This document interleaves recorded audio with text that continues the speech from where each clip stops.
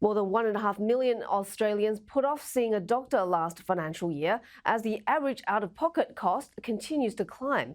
It hit just over $43 per visit, according to the latest annual Blue report by healthcare directory Cleanbill. And although 3 in 4 total GP consults are bulk billed, just 20.7% of clinics are taking on new patients for bulk billing. Joining me now is a Royal Australia College of General Practitioners President Dr. Michael Wright. Welcome to the show, Michael.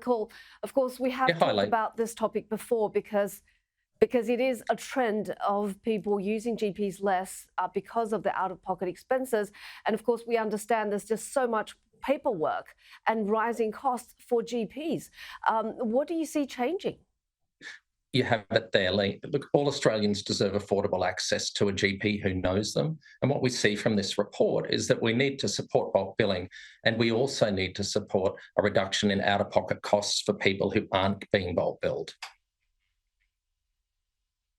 But right now we're seeing Medicare rebates being stagnant, and there's no simplification of the compliance that doctors have to complete.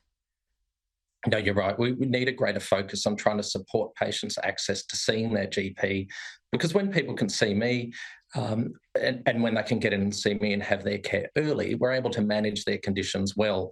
But if people are delaying care or if they're finding it hard to get a GP, that's bad for their health if they end up getting a deterioration in their chronic disease conditions, like whether it's diabetes or asthma or mental health, because then they end up using expensive hospital services.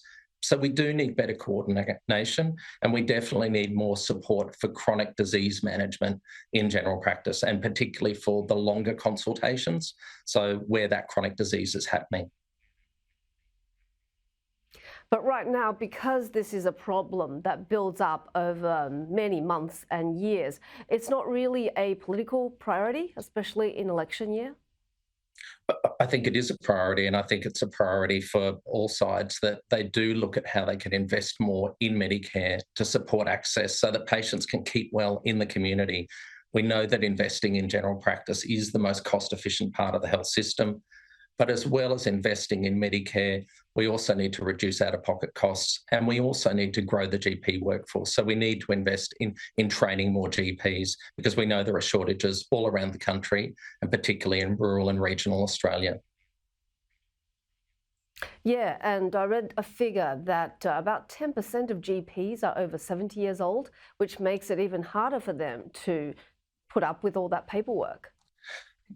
The paperwork is definitely a problem, but we do need to work at how we can improve the administrative efficiency. We're doing that in our practices already. So telehealth's been a great boon in terms of making things more efficient.